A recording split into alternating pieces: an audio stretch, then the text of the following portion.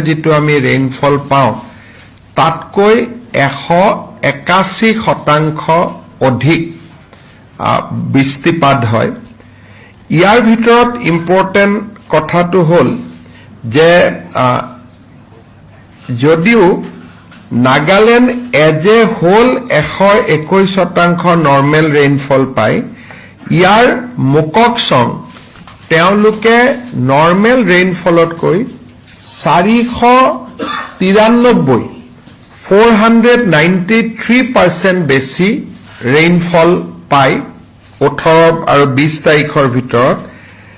ৱাখা আৰু মন ডিষ্ট্ৰিক্টেও 108 আৰু 45% ৰেইনফল তেওঁলোকে নৰ্মেলতকৈ বেছি ৰেকৰ্ড কৰে।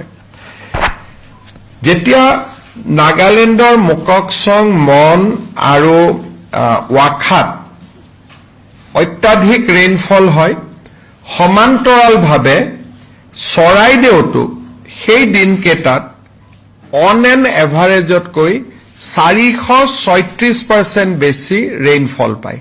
তাৰমানে পানী ওপৰৰ পৰাও নামি আহিছে আৰু চৰাইদেউ নিজৰো যিটো বৃষ্টিপাত সেইটো এভাৰেজতকৈ 436% বেছি ৰেইনফল তেওঁলোকে পায়। আৰু শিৱসাগৰে 134% বেছি ৰেইনফল এই সময়ছোৱাৰ ভিতৰত তেওঁলোকে দুইখন জিলাই লাভ কৰে। আৰু যদি আমি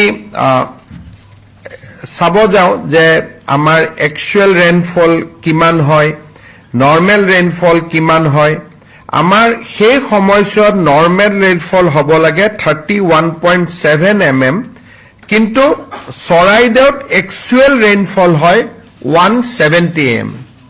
তাৰমানে ইট ইজ 436% বেছি। তেনেকে শিৱসাগৰ জিলাত নৰ্মেল ৰেইনফল হ'ব লাগিছিল 39.9, দে ৰেকৰ্ডেড ৰেইনফল অফ 93.2। তাৰমানে ইট ইজ এ হায়াৰ বাই 134%। আৰু সেই সময়ছোৱাৰ ভিতৰত যিটো মই অলৰেডি আপোনালোকক উল্লেখ কৰিছো যে একেটা সময়ৰ ভিতৰত আমাৰ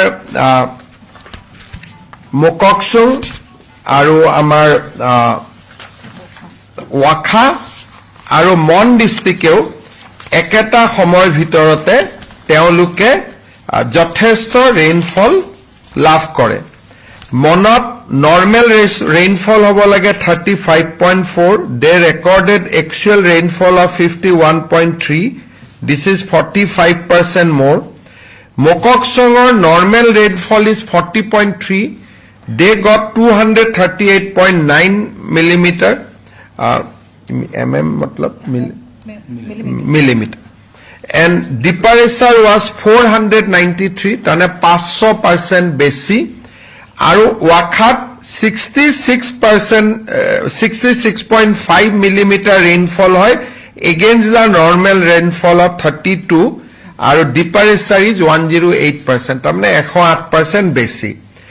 এতিয়া যদি আপোনালোকে চাই চৰাইদেউ আৰু মোককচং দুইখন জিলাই সেই দুই দিনৰ ভিতৰত 436 and 493% বেছি ৰেইনফল তেওঁলোকে লাভ কৰে।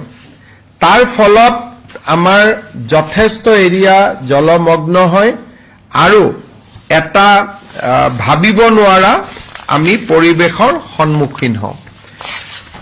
এই সময়ছোৱাৰ ভিতৰতে ডিব্ৰুগড় আৰু আন জিলাসমূহতো পানী বা বৰষুণৰ পৰিমাণ বৃদ্ধি হয় আৰু ব্ৰহ্মপুত্ৰও এই দুইখন জিলাৰ যিটো লেভেল তাতকৈ ওপৰলৈকে গুচি যায়।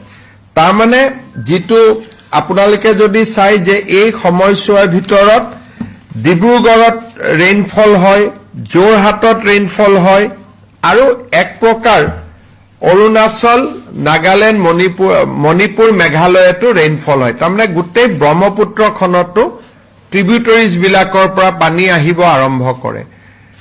ইয়াৰ ফল আমি কেনেকে লাভ কৰিলো যে চৰাইদেউ আৰু শিৱসাগৰ জিলাৰ পৰা পানীখিনি ব্ৰহ্মপুত্ৰলৈকে যাব নোৱাৰা হ'ল, কাৰণ ব্ৰহ্মপুত্ৰত নিজেই অতিৰিক্ত পানীৰ তেওঁ ব্ৰহ্মপুত্ৰই সঞ্চয় কৰিছিল বা ব্ৰহ্মপুত্ৰই লাভ কৰিছিল বৰ্তমানলৈকে আমাৰ চৰাইদেউ আৰু শিৱসাগৰ জিলাত মই অসমৰ কথা অকণমান পিছত কম চৰাইদেউ আৰু শিৱসাগৰ জিলাত চৰাইদেউত 3টা ৰেভিনিউ সাৰ্কেল আমাৰ এফেক্টেড হৈছে 152খন ভিলেজ আমাৰ এফেক্টেড হৈছে 1,33,159টা 59 গৰাকী পৰিয়াল আমাৰ এফেক্টেড হৈছে আৰু চৰাইদেউ জিলাত আমাৰ 10 গৰাকী ব্যক্তি মৃত্যু হৈছে এগৰাকী ব্যক্তি এতিয়াও সন্ধানহীন হৈ আছে তাৰমানে 10 ডেথ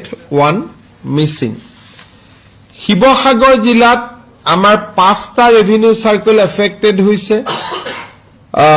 333খন ভিলেজ আমাৰ এফেক্ট হৈছে 5,30,000 পপুলেশ্যন এফেক্টেড হৈছে আৰু এতিয়ালৈকে 21টা হিউম্যান লাইফ লষ্ট হৈছে 21 আৰু 6টা বা 6 গৰাকী ব্যক্তিক এতিয়ালৈকে আমি বিচাৰি পোৱা নাই তাৰমানে 6 মিছিং চৰাইদেউ আৰু শিৱসাগৰ মিলি এতিয়ালৈকে 7 মিছিং এণ্ড 16 ডেথ আৰু এই পপুলেশ্যনটোকে যদি আমি ৰাজ্যৰ ভিত্তিত ক'বলৈ যাওঁ বৰ্তমানলৈকে আমাৰ যেটো 23 জুলাইৰ পৰা আমি যেটো বৰ্তমানলৈকে আমাৰ যিমানখিনি পানী হল গোটেই অসমত আমি যদি গোটেই অসমৰ আপোনালোকক হিচাপটো দিব খোজো তেতিয়াহলে এই বছৰত আমাৰ এতিয়ালৈকে 77 ৰেভিনিউ সাৰ্কেল এফেক্ট হৈছে আৰু 47 হিউম্যান লাইফ লষ্ট হৈছে এটো ইনক্লুডিং গোলাঘাট যোৰহাট ডিব্ৰুগড়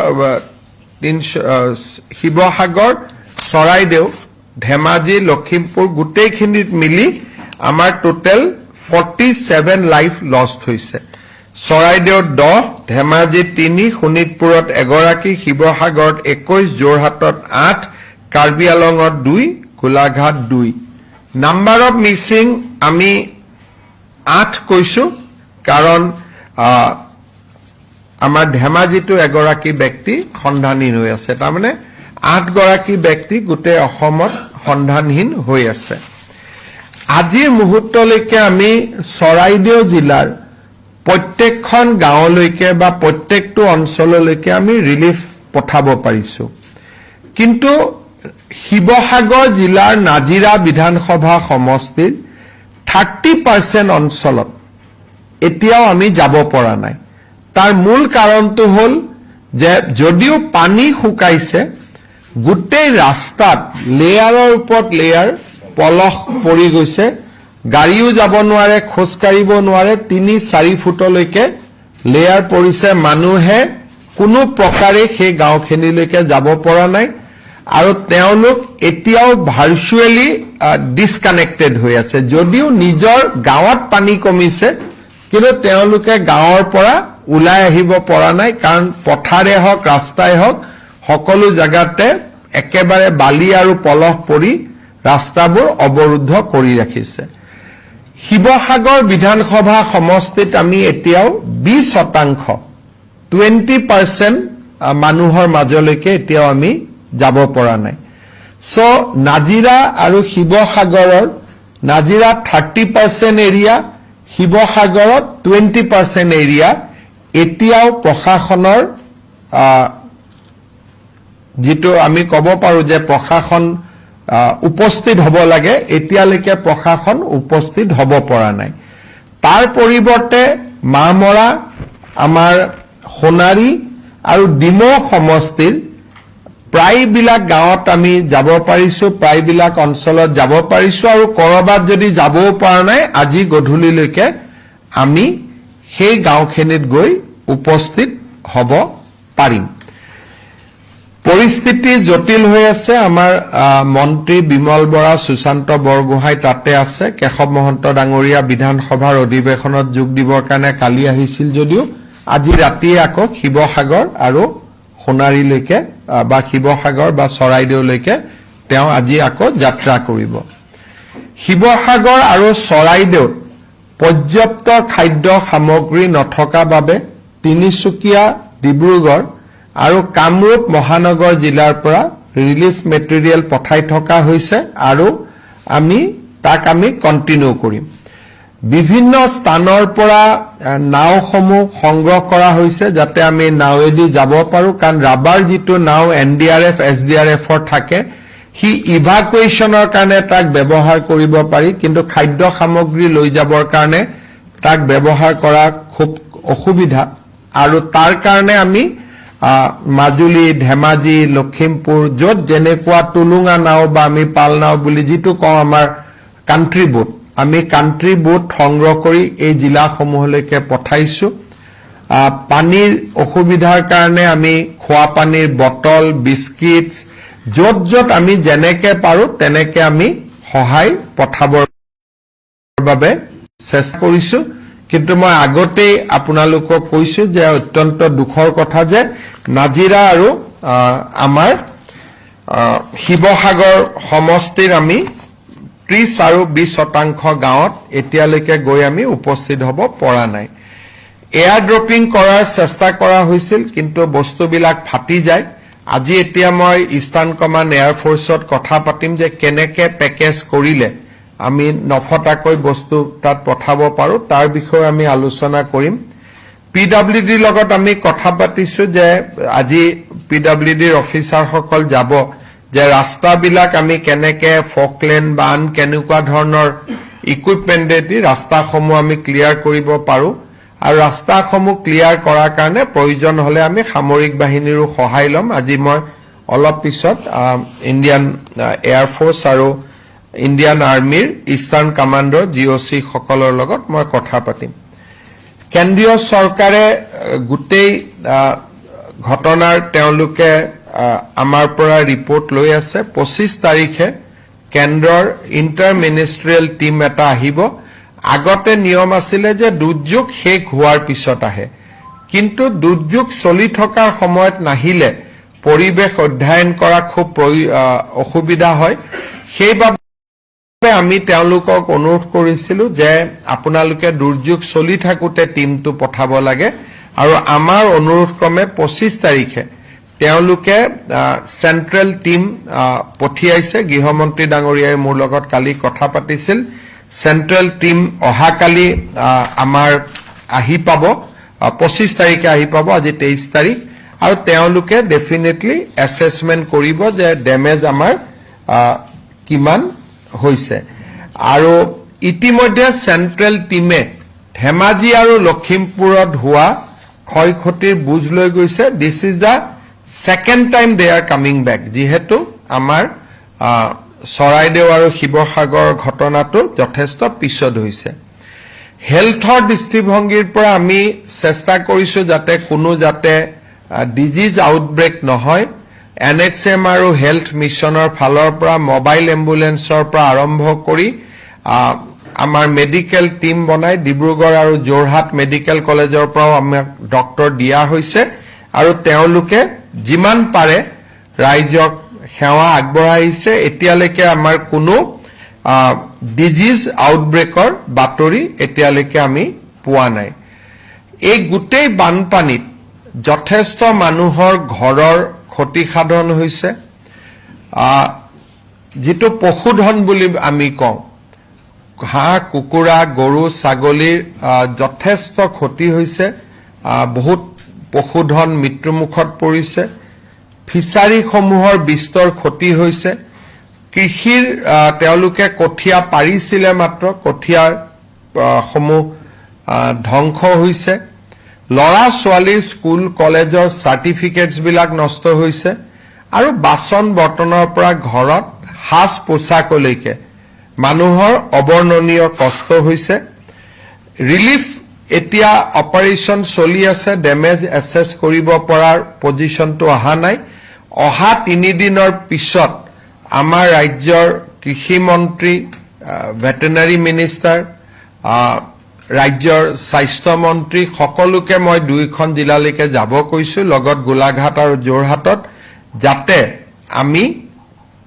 তেওঁলোকক ডেমেজসমূহ এছেছ কৰিব খুব সিস্টেমেটিক্যালি আমি ডেমেজসমূহ এছেছ কৰিব পাৰো আৰু তেওঁলোকক আমি সহায় কৰিব পাৰো ইতিমধ্যে আপোনালোকক এইটো কথাও আমি জনাইছো যে এই গুটেই বানপানীটো যেটো এক্সেসিভ ৰেইনফল তাৰ কাৰণে আমি এই বানপানীটো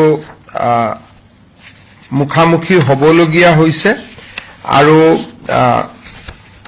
ব্ৰহ্মপুত্ৰৰ পানী যথেষ্ট থকাৰ কাৰণে পানীখিনি ওলাই যাব নোৱাৰাৰ কাৰণেও আমাৰ যথেষ্ট অসুবিধাৰ ৰাইজ সন্মুখীন হৈছে আমি যি ধৰণে পাৰো ৰাইজক সেৱা কৰাৰ কাৰণে প্ৰচেষ্টা অব্যাহত ৰাখিছো আৰু যোৱাকালি আমি বিভিন্ন বিভাগৰ লগতো মই কথা পাতিছিলো যাতে ঠিক বানপানীৰ পিছতে ৰাস্তা ঘাট মথাউৰি যাক য'ত যেনেকে পাৰি আমি স্কুল বা অংগনবাদী য'ত যেনেকে ডেমেজ হৈছে আমি যাতে তাক ৰেষ্টৰ কৰিব পাৰো বিভিন্ন ৰাইজে ব্যক্তিগতভাৱেও সহায় কৰাৰ কাৰণে আগবাঢ়ি আহিছে বিভিন্ন এনজিও বা বিভিন্ন ব্যক্তিয়ে আমাক সহায় কৰিছে ফিল্ডত বহুজনে মুখ্যমন্ত্ৰী সাহায্য পুঁজিৰ জৰিয়তেও সহায় কৰাৰ চেষ্টা কৰিছে আৰু আন বহুজনে নিজে ফিল্ডলৈকে গৈও দুৰ্দশাগ্ৰস্ত ৰাইজক সহায় কৰাৰ বাবে চেষ্টা কৰিছে বহু ব্যক্তিয়ে মোক সুধিছে যে আমাক তাতে কি প্ৰয়োজন আছে যদি আটাইতকৈ আজিৰ দিনত এই মুহূৰ্তত প্ৰয়োজন আছে কাপোৰ কানি কাৰণ আটাইতকৈ বেছি ক্ষতি হৈছে কাপোৰ কানি আমি গভৰ্ণমেণ্টৰ পৰা যিবিলাক ৰিলিফ দিছো সেই ৰিলিফ বিলাক ইউজুৱেলি মিল্ক চাউল দালি napkins biscuit mineral water candle halogen tablet bleaching powder এই ধৰণৰ সামগ্ৰী আমি যোগান ধৰিছো কিন্তু কাপোৰ কানি এতিয়ালৈকে আমি দিব পৰা নাই আমাৰ নিয়মটো হল যে আমি কাপোৰ কানি কিনি নিদিও আমি কাপোৰ কানি ডেমেজৰ পৰিৱৰ্তে তেওঁলোকক আমি এটা পুঁজি দিম যাতে তেওঁলোকে কিনি ল'ব পাৰে কিন্তু তৎকালীনভাৱে মই শিৱসাগৰ বা চৰাইদেউ জিলা ভ্ৰমণ কৰি অহাৰ পিছত মই দেখিছো যে মানুহক কাপোৰ কানিৰ বেছি প্ৰয়োজন আছে বেবি ফুড বা মিল্ক পাউডাৰ আমি যিমানেই দিব পাৰো সিমানেই শিশুসকলৰ বাবে অত্যন্ত প্ৰয়োজনীয় আৰু আন ধৰণেও ৰাইজে মিনাৰেল ৱাটাৰ বিস্কিটছ দি যিমাক যাক যেনেকে পাৰে সহায় কৰিছে স্থানীয় বিধায়ক আটাইকেইজন ফিল্ড আছে সকলোৱে ৰাইজক সহায় কৰাৰ বাবে চেষ্টা কৰিছে কিন্তু এই গোটেইখিনি প্ৰচেষ্টাৰ পিছতো এইটো কথা আমি স্বীকাৰ কৰিব লাগিব আৰু এইটো কথা স্বীকাৰ নকৰিলে ভুল হ'ব যে বহু ৰাইজৰ মাজত এতিয়াও চৰকাৰ গৈ উপস্থিত হ'ব পৰা নাই আমাৰ প্ৰচেষ্টা অব্যাহত আছে আৰু আমি চেষ্টা কৰি আছো এই দুখত আমি সমগ্ৰ অসমবাসী চৰাইদেউ শিৱসাগৰ যোৰহাট গোলাঘাটৰ লগত আমি থিয় হৈ আছো এটা অকনমান সন্তুষ্টিৰ বিষয় যে আমাৰ নাগালেণ্ডত যেটো নেপকোৰ প্ৰজেক্ট আছে দয়াঙত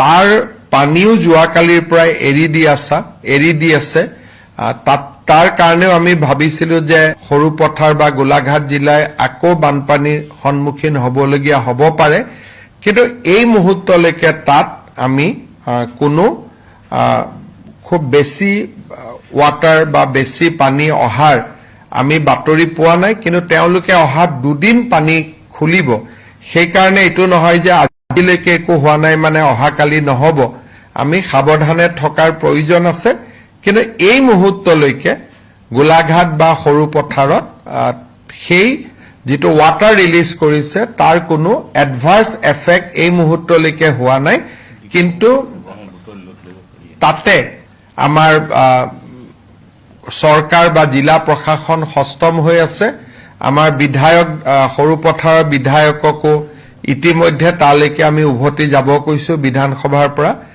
তেওঁ ৰাইজৰ মাজত আছে যদি তাতো এনেকুৱা ধৰণৰ পৰিবেশ সৃষ্টি হয় যাতে আমি লগে লগে ৰাইজক সহায় কৰিব পাৰো থুলমুলকৈ বানপানীৰ বিষয়ে এইখিনি অহা দুই এদিনতে মই আকৌ শিৱসাগৰ বা চৰাইদেউলৈকে যাম যাতে ৰিলিফ বা ৰিহেবিলিটেশ্যন বিষয়বিলাক আমি আৰু জোৰ দিব পাৰো বা আৰু গতি দিব পাৰো আপোনালোকৰ যদি কিবা প্ৰশ্ন আছে সুধিবাৰে তাৰ আগতে মই অকনমান আমাৰ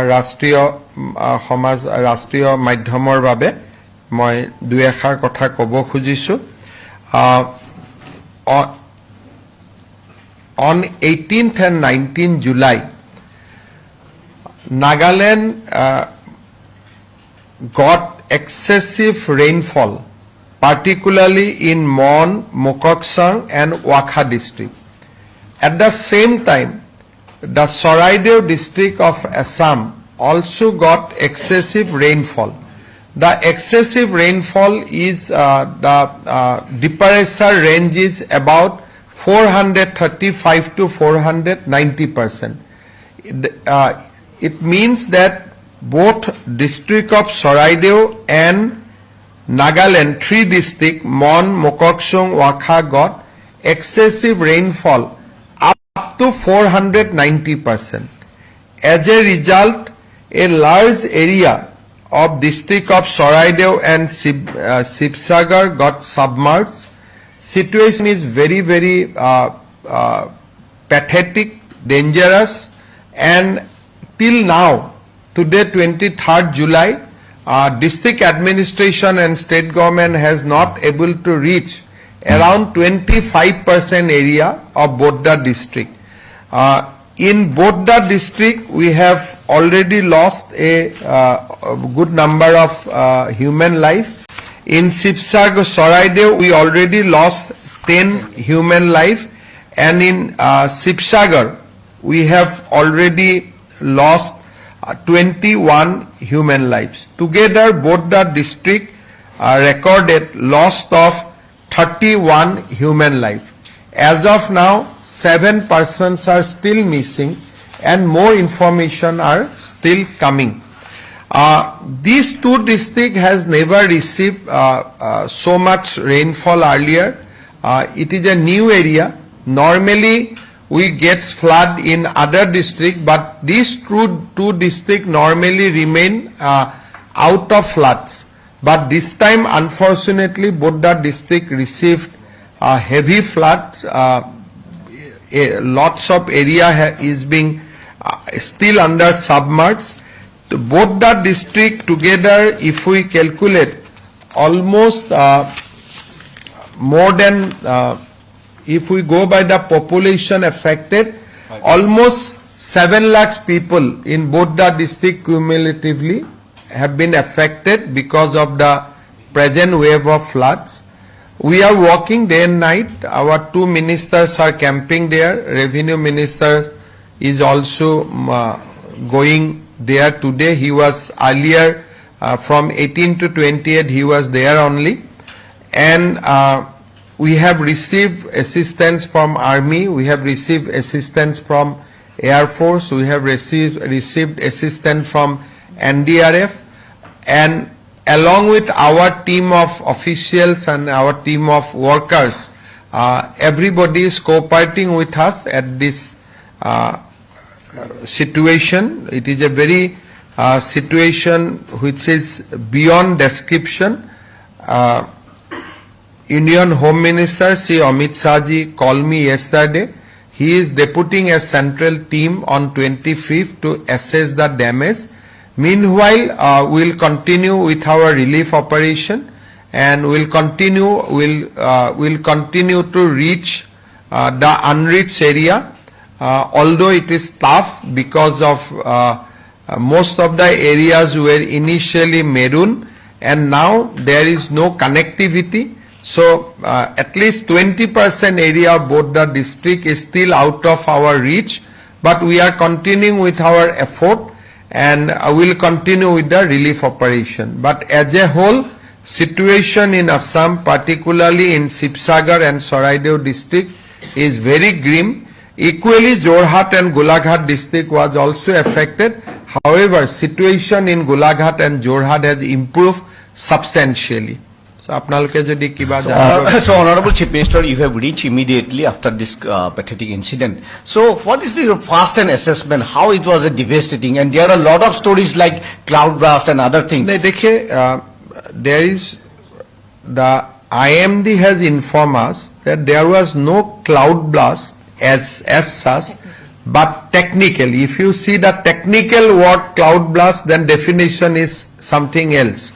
But district of Mokoksang and Soraideo, both the district had received almost 500% excessive rain. So whether that falls under the definition of cloud blast or not, it is to be debated by the people who are academician in this or who is interested in academics. But for us, it is equivalent to cloud blast, because when there is a excessive rain of 500%, rains come down, then you have rains in Soraideo, submerge every area. So in political terms, it is equivalent to cloud blast. But technically what it means, I don't know. But they have informed us that there is a 493% excessive rain on that particular day. Mr. Chief Minister, as you have stated that most of the areas are still unreachable. So is the state government... 20%. Yes. So is the state government, Malinga, planning to use drones for surveillance and dropping relief materials? We use drone, but it is not helping us. When we push the foodstuff on the ground, phaj jate hain. So people are not appreciating the what we have done through drone, because when there was some items were dropped from drone, I was there personally. So unless people know to keep a bed sheet or keep something there, then drone will put the material on that particular location. So for first timer, it is not very easy, it is not very convenient. So our people still believe that traditional methods of carrying relief is much more beneficial. Many people are still missing and they are yet to be reported. Our missing report, as I have told you, that in Soraideo district, the missing is 1, and in Sibsagar district, missing is 6. So total missing is 7 as of now. But this is out of what has been reported till last midnight. But many people are not in a position to report us because we are disconnected from them. So I think the death toll and missing toll will increase only. What we have stated today, it will be, number will be bigger. Number will not, it will not remain static. It will go up. 20 শতাংশ শিৱসাগৰ বিধানসভা সমষ্টিত, নাজিৰাৰ 30 শতাংশ অঞ্চলত আমি এতিয়াও যাব পৰা নাই। স্যার পপুলেশন কিমান মান আছে তাত? পপুলেশন কিমান মান হ'ব হেতু এৰিয়াত? যদি আপোনালোকে চাই, ডেফিনেটলি নাজিৰাত আমি এতিয়াও 50,000 মানুহৰ মাজত গৈ পোৱা নাই, আৰু শিৱসাগৰত মই ভাবো 30,000 মানুহৰ তাত গৈ পোৱা নাই, হয়তো 10,000 কম বেছি হ'ব। How much the inter-circle roaming is helping you in reaching out to the affected? Which one? The inter-circle roaming that you have activated. I think telephone is working, but many a place we have shut down the transformer of the electrical transformer, because water level is above the transformer, and if still electricity is in operation, then it will only create accident, or it will be accident will be there. Similarly, in many area telephone is working, mobile is working, and many area mobile is not working. As of now, 40,000 household is not receiving electricity. The number was 1,60,000. Now it is being it has been reduced. But latest figure is we have not able to connect almost 40,000 household with electricity. However, mobile phone is now working more efficiently. So people are able to get the emergency number. Due to inter-circle operativity, they're able to give the calls to us. This time, one thing we have been noticed that earlier in case of Dhemaji and this time Soraido and this, not the conventional flood, whatever used to happen earlier in Assam. This is a, ये flood कोई normally what happen? Normally our river gets more water, then embankment got breached, and we receive water. So it is in a process. We know that Brahmaputra is rising. Some tributary is rising. So you can anticipate that flood is coming. But here, from 3 p.m. 18 July rain started, and by 7 o'clock devastation has already struck.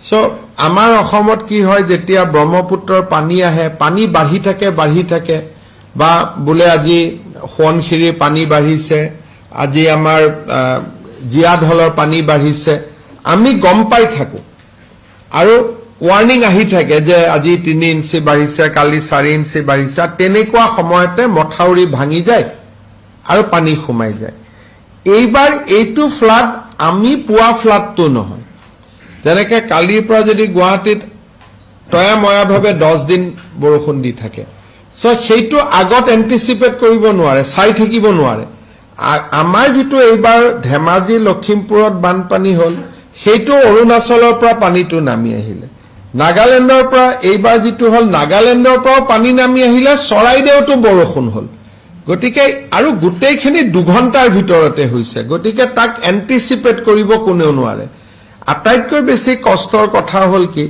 Dhemaji আৰু লখিমপুৰৰ মানুহ বানপানীৰ লগত পৰিচিত যোৱাৰ মই যেতিয়া গৈছিলো বয়োজ্যেষ্ঠ মানুহ বহুতক মই লগ পাইছিলো তেওঁলোকে কৈছে যে আমাৰ জীৱনত চৰাইদেউত এনেকে বানপানী হোৱা নাই যদি শিৱসাগৰ দৰিকা নদী বা নদীৰ কাৰণে হৈ থাকে বানপানী কিন্তু এটো লোকেলাইজ বানপানী এনেকে বানপানী হোৱাটো কোনো মানুহে দেখা নাছিল আৰু মানুহে এটো নাজানে যে কিমান উখ জায়গাত উঠি আহিব লাগে মানুহে বিল্ডিংৰ ওপৰত উঠিছে যে ইয়াত আমি সেফ থাকিব পাৰিম বিল্ডিংৰ ওপৰলৈকে পানী গুছি গৈছে এটোটো একেবাৰে ভাবিব নোৱাৰা এটা পৰিবেশ সৃষ্টি হৈছে যেটো মানুহে এন্টিসিপেট কৰিবই পৰা নাই আৰু এনেকুৱা অভিজ্ঞতা আমাৰ আগতে নাছিল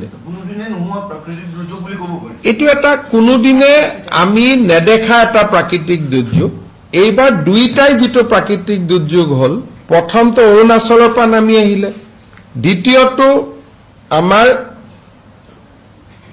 মুককচং মনৰ পৰা নামি আহিলে লগত চৰাইদেউতো বৰষুণ হল এবাৰ নদীৰ পানী বঢ়াৰ কাৰণে কতো বানপানী হোৱা নাই বা নদীয়ে বানপানী সৃষ্টি কৰা নাই এবাৰ গুটেই দুইটা বানপানী বৰষুণে সৃষ্টি কৰে আগতে হয় কি একদম ডিব্ৰুগড়ত পানী বাঢ়ে আমি গম পাই থাকো যে ডিব্ৰুগড়ৰ পৰা পানী বাঢ়িছে এটা ডিব্ৰুগড়ত কমিব তেজপুৰত বাঢ়িব নিমাতীত বাঢ়িব বা ভুটানত বানপানী হৈছে বা আমাক আগত খবৰ দিয়ে যে আমি পানী এৰিম ডেম্বৰ পৰা পানী এৰিম তেতিয়া পাঠশালা বজালিত পানী হয় আগৰ পানী হোৱাটো এটা প্ৰক্ৰিয়া 2-3 দিনৰ পৰা আলোচনা চলি থাকে এইটোতো 2 ঘণ্টাৰ ভিতৰত গুটেই সাবমাৰ্জ হৈ গল মানে আমি দেখিছো যে লাষ্ট 3টা বছৰত অসমত বানপানী মানে প্ৰায় প্ৰতিৰোধ হোৱাৰ দৰে হৈছিল কিন্তু এইবাৰো মথাউৰিত কোনো তাত যোৱা নাই আমাৰ যিকেটা মথাউৰি ভাঙিছে ভোগদৈত ভাঙিছে কিন্তু পানীটো ওপৰৰ পৰা হাৰ পিছত ভোগদৈত 5 জাগাত ব্ৰিজ হৈছে আৰু আমাৰ শিৱসাগৰত দিচাং নদীত মথাউৰি আৰু ৰাস্তাৰ মাজত থকা কালভাৰ্ট এটা ভাঙি পানী সোমাইছে আদাৰৱাইজ এইটো নদী আৰু মাথাউৰিৰ লগত এইটো সম্পৰ্ক নাই মানে মোৰ প্ৰশ্নটো হল যে যেটো সেন্ট্ৰেল টিম সেন্ট্ৰেল টিমৰ লগত ব্যৱস্থা লব নেকি সেন্ট্ৰেল টিমে এবাৰ এইটো চাব লাগিব যে এনেকে ধৰক এইবাৰ বৰষুণ হৈছে অহাবাৰুতো হ'ব পাৰে গতিকে ইয়াৰ কাৰণে প্ৰতিৰোধৰ এটা নতুন ব্যৱস্থা আমি চিন্তা কৰিব লাগিব যেটো আগে পিছৰ বানপানীৰ লগত তাৰ ক্যাৰেক্টাৰটো বদলি গৈছে Sir, today you shared a Facebook post that an elephant has been rescued. So could you please share us the data of the livestock and wildlife? এই গুটেই পুরা নাগালেণ্ডৰ পাহাৰৰ পৰা যেতিয়া পানী নামি আহিছে তাৰ ভিডিও এটাও আছে আপোনালোকক পাই যাব হাতী এটাও পানী লগতে গুছি আহিছিল but it was rescued Sir, in English please. তো with the rain water one elephant has also we found him in the midst of the water. It was in a floating condition. Then our team rescued the elephant. So do you have data of livestock? As of now, giving data is not possible because the loss will be tremendous. Because we have not able to reach people, the census or assessment we will be able to start only after 2 to 3 days.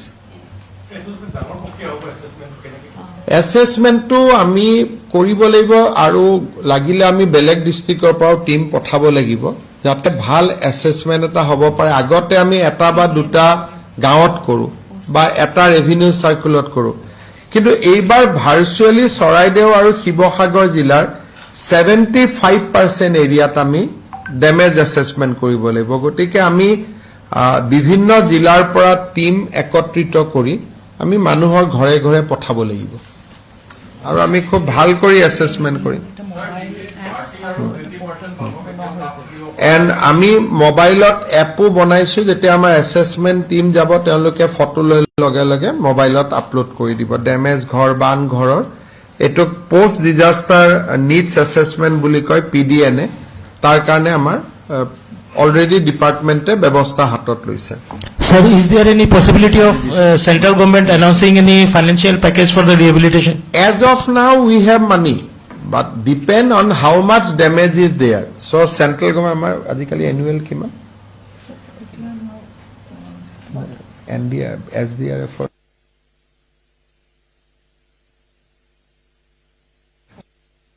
We get 4,000 crores for the 16 Finance Commission period. So if you make it average, then we have already around 800 crores at our disposal. We are not spending that much money for relief because relief will not take beyond 100 crore or 150 crore. So we will have money for relief. But damage assessment is a different thing. So damage assessment, after damage assessment, we have to submit a memorandum that we need this much of amount. Sir, যিখিনি আপুনি ক'লে এই 30% আৰু 20% মানুহ এতিয়াও task কৰিব পৰা নাই সেইখিনি কাৰণে যিখিনি টাস্ক কৰিবৰ কাৰণে কি ব্যৱস্থা হ'ব মানে এই মুহূৰ্তত মই 30% কৈছো অলপ ৰাতিলৈকে যদি মোক কথা পাতে হয়তো তাৰ 2-3%ত আমি গৈ পাম সো অবিৰত প্ৰয়াস চলি আছে as of now they are releasing in a more control way as of now we have not feeling the impact on ground however they will release for next 2 days so we cannot rule out anything so we are on alert but as of now they are both the river is below danger level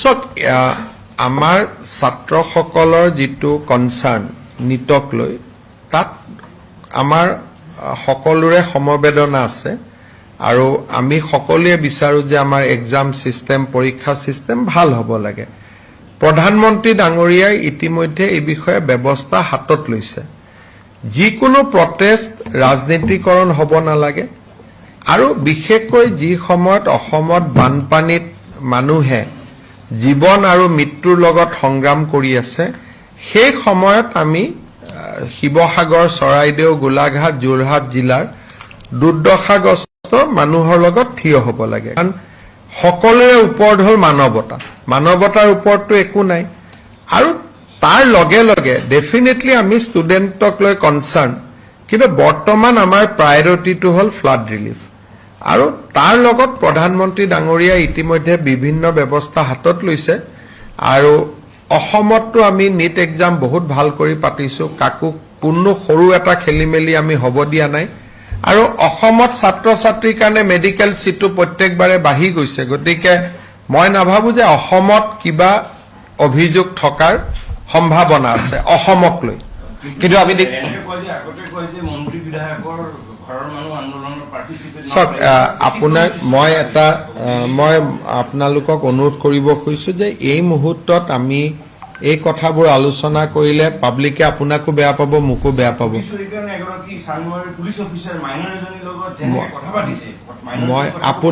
মই অনুৰোধ কৰিছো যে মই এটাই কথা ক'ম যে এই মুহূৰ্তত চানমাৰী কোন অফিচাৰে কাৰ লগত কথা পাতিলে, মানুহগৰাকী মাইনৰ হয়ও নহয় কোনে জানে। গতিকে এইবোৰ হ'ল ছচিয়েল মিডিয়াৰ কাৰণে ইম্পৰ্টেণ্ট। মোৰ কাৰণে আজিৰ দিনত ইম্পৰ্টেণ্ট হ'ল চৰাইদেউ আৰু শিৱসাগৰ। স্যাৰ অকমান কথা এটা জানিব বিচাৰিছো যে নাগালেণ্ডৰ মন আৰু লংলেং জিলাত কোনোবা হাইড্ৰ ইলেক্ট্ৰিক প্ৰজেক্টৰ কাম চলি আছে নেকি আপোনালোকৰ তেনেকুৱা প্ৰজেক্ট তাতে নাই। তেনেকুৱা ধৰণৰ চৰ্চা এটা চলি আছে বা কোনেওতো এইটো লুকাই কৰিব নোৱাৰে হাইড্ৰ ইলেক্ট্ৰিক প্ৰজেক্ট। এইবাৰ আপোনালোকৰ ধাৰণাটোৰ বিপৰীতে কওঁ যে NTPC সোৱণশিৰি NTPC হোৱা কাৰণেহে লখিমপুৰ ধেমাজি জিলাখন এইবাৰ বাচি গ'ল। তাতে গোটেই যিমান পানী আহিছিল ৰিজাৰ্ভিয়ৰটোৱে ধৰি ৰাখিলে। এইটো ইমান দিনে আমাক যিটো কোৱা হৈছিল যে NTPCয়ে জল বোমা আনিব, আজি আপোনালোকে খবৰ কৰিব যে গোটেই লখিমপুৰ জিলাখন এইবাৰ বানপানীত ক্ষতি নোহোৱাৰ মূল কাৰণটোৱে হ'ল যে ৰিজাৰ্ভিয়ৰটোত গোটেই পানী সোমাই থাকিলে। স্যাৰ যদি এৰি দিবলগীয়া হয় তেতিয়া কি ধৰণৰ পৰিস্থিতিৰ সন্মুখীন হ'ব পাৰে? ক'ত NTPC এইটো বহুত ডাঙৰ ৰিজাৰ্ভিয়ৰ, 50 ইয়াৰ্ছ চলিব। এই সমস্যাটো আহিব 45তম বছৰত, এতিয়া নাহে। আৰু তেতিয়ালৈকে কিমান টেকনলজি ওলাই যাব। আজি আমি এইটো প্ৰশ্ন কিয় কৰো, এইটো তেওঁলোকৰ যিমান ৰিজাৰ্ভিয়ৰত গেট গছ গছনি ধৰি ৰাখিব পৰা ক্ষমতা ফৰ 50 ইয়াৰ্ছ। আৰু নাগালেণ্ডত কোনো নতুন হাইড্ৰ ইলেক্ট্ৰিক পাৱাৰ তাতে মন বা ক'বাত হৈছে বুলি আমাৰ হাতত কোনো খবৰ নাই। আৰু এইবিলাকতো ছেটেলাইটত চাই ল'ব পাৰি, আপোনালোকে গুগল মেপত চালেই দেখা পাব। সেইটোকে কৈছো, আজি মই বিধানসভাত লখিমপুৰৰ বিধায়ক কেইজনে মোক চবেই কৈছে যে NHPCৰ কাৰণে বাচি গলো বুলি। এইটো তেওঁলোকৰ যিটো ইনফৰমেশ্যন যে NHPCৰ কাৰণে এইবাৰ আমাৰ তাতে অসুবিধা নহল বুলি তেওঁলোকে ক'ব খোজে। আপোনালোকে লখিমপুৰৰ বিধায়কসকলৰ লগত আপোনালোকে কথা পাতি তেওঁলোকৰ অভিজ্ঞতাটো আপোনালোকে ল'ব পাৰিব। কিন্তু নাগালেণ্ডত এক্সেছিভ ৰেইন আৰু তাৰ লগত নাগালেণ্ডৰ ওপৰত কিবা হাইড্ৰ ইলেক্ট্ৰিক পাৱাৰ প্ৰজেক্ট হৈছে তেনেকুৱা খবৰ আমাৰ লগত নাই। আৰু গুগল মেপতটো গুগল আৰ্থত চায়ে ল'ব পাৰে, আজিকালিতো আৰু কোনো বস্তু লুকাই হ'ব নোৱাৰে। যোৰহাটৰ বিধায়ক তেখেতৰ এটা বিশেষ ঘৰুৱা কামত তেওঁ আমাৰ পৰা অনুমতি লৈয়ে তেওঁ গৈছিলে আৰু তেওঁৰ কাৰ্যকৰ্তা গোটেই কাম কৰি আছে। আৰু আমাৰ কোনোবা নাই বা বিধায়ক এজন নাই বুলি তেওঁৰতো কাৰ্যকৰ্তাখিনি নোহোৱা হৈ নাযায়, গোটেইখিনিয়ে কাম কৰি আছে। চাওক, আপোনালোকৰ মই এইটোকে ক'লো, আপোনালোকৰ যিটো ডিছকাশ্যন যে অমুক MLA তমুক, সেই ডিছকাশ্যনটো মই আৰু কৰি কি লাভ পাম কওক আপোনালোকে। গতিকে সেইটোৰ লগত মুখ্যমন্ত্ৰী এজনে এইটো কথা পাতি কি লাভ হ'ব এতিয়া। কিন্তু যেতিয়া বিধায়কগৰাকীয়ে এনেকে যোৱা নাই, তেওঁ মোৰ পৰা অনুমতি লৈ গৈছিলে। এইটো নহয় যে তেওঁ নিজে নিজে গুচি গৈছে, তেওঁ অধ্যক্ষৰ পৰাও অনুমতি লৈ গৈছিলে, মোৰ পৰা অনুমতি লৈ গৈছিলে। আৰু মই যোৰহাটৰ দিনত গৈ আহিছো, মোকতো কোনেও কোৱা নাই যে বিধায়ক নোহোৱাৰ কাৰণে বিশেষ অসুবিধা হৈছে। টেলিফোনততো কথা পাতি থাকে। যোৰহাটত যিখিনি বানপানী হৈছে মানুহক যথেষ্ট পৰিমাণে জিলা প্ৰশাসনে সহায় কৰিছে। আৰু মই যোৱা দিনাখনো মইতো ভোগদৈ নদীৰ একেবাৰে মাজলৈকে গৈছো, মোক কোনেও অভিযোগ দিয়া নাই স্থানীয় মানুহ। স্যাৰ গুৱাহাটীৰ পৰিস্থিতিও যথেষ্ট বেয়া। শিৱসাগৰ আৰু চৰাইদেউ জিলাতো স্কুল কৰাৰ পৰিৱেশ বৰ্তমান নাই, অন্তত আৰু এসপ্তাহলৈকেতো তাতে আমি গৰম খুলিব। বাকী জেগাততো প্ৰব্লেম নাই। এইবাৰতো অসমত বাকী কোনো অঞ্চলত বানপানী হোৱা নাই এতিয়ালৈকে, কিন্তু ইউজুৱেলি আমি 15 আগষ্টলৈকে সাৱধান হৈ থাকিব লাগে। আৰু শিৱসাগৰ আৰু চৰাইদেউ জিলাক বাদ দি বাকী জেগাত স্কুল কলেজ নৰ্মেল লাইফ হ'ব পাৰে। আৰু এইবাৰ বেচিকেলি যোৱাবাৰ বহুত দিনলৈকে বৰষুণ হোৱা নাছিল, এইবাৰ বহুত বেছি ৰেইনফল হ'ল। স্যাৰ গুৱাহাটীৰ পৰিস্থিতিও যথেষ্ট বেয়া বিভিন্ন স্থানত যিসমূহ স্থানত গুৱাহাটীতো কিছু জাগাতো প্ৰত্যেকবাৰে পানী উঠে, কিন্তু এইবাৰ ইমান বৰষুণ হৈছে গতিকে পানীৰ পৰিমাণটোৱে বহুত বেছি। কিন্তু শিৱসাগৰ আৰু চৰাইদেউ জিলাক যদি আমি দেখা পাওঁ তেতিয়াহ'লে আৰু গুৱাহাটীৰ পানীৰ কথা আমি কোনেও নাপাতো। তাৰ যিটো অৱৰ্ণনীয় পৰিৱেশ, তাৰ লগত আৰবান ফ্লাডিঙৰ বহুত বেছি কথা নাই, তাততো বহুত বেছি বেয়া পৰিৱেশ। Honorable Chief Minister, one thing, yesterday we have seen the midnight, Honorable Prime Minister address the nation, young generation in social media. And just after that, Rahul Gandhi again tweeted in a different way. Look, sitting in this chair today, when people of Assam are facing flood, I don't want to join in that political thing, but I have my own views. Let the flood be over. I'll talk about Congress and Rahul Gandhi, but not at this stage. People will not appreciate. Sir, Assam Meghalaya border, especially the areas, the possibility of landslide is increasing. So, This matter has been examined by the Supreme Court constituted empowered committee, and they have given a very devastating report, citing that the development in Jorabad, particularly in USTM and surrounding area, will pose a huge threat to Guwahati. Even Guwahati airport is now receiving a threat because of water which are coming from the hillock of Meghalaya from that part. Now, these are the, like Bornihat, Meghalaya government has stopped the development activity because of pollution. I think Meghalaya government has to take a sympathetic consideration regarding the impact in Assam. So I'll only appeal Meghalaya government to see that how development in around Jorabad can be controlled. Otherwise, Guwahati will be unmanageable city. It will be very difficult. We will not be able to keep Guwahati intact because the kind of water comes down is something which cannot be registered by any kind of drainage. So I am talking to CM Meghalaya. Supreme Court is seized of the matter. Any day matter will come up for hearing, and we will argue before Supreme Court. We don't want to talk good or bad about a neighboring state. We will argue before Supreme Court because already empowered committee has submitted a clear report that today whatever Guwahati is facing, because of the development in and around Jorabad, you can see the USTM, but what is happening the backside of USTM is much more dangerous. Sometimes journalists should visit and you will see that what is going on around the 10-kilometer area from Jorabad. So USTM is one front end, but behind USTM there are more devastation of hills. But Meghalaya said that we need development. Why only Assam should be developed? Meghalaya should also be developed. Where we will go? Our lands are hills only.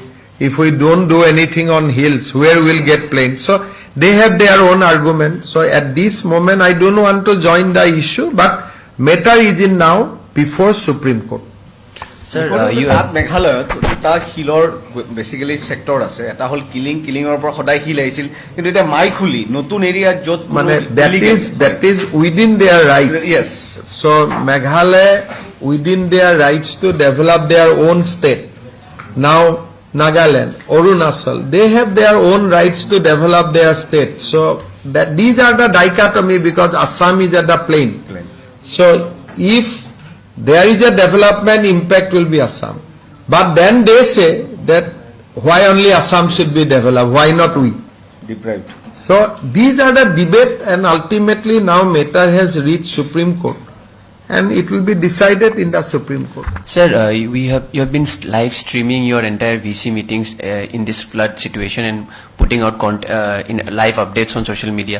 What has been the approach at this time? Is it coming all real time on your social media, sir? No, You see, through social media, we always try to tell people about the factual situation on ground. But as of now, situation is in such a bad shape, I have not been able to concentrate on any other thing. My only concern is to send relief and then rehabilitation. But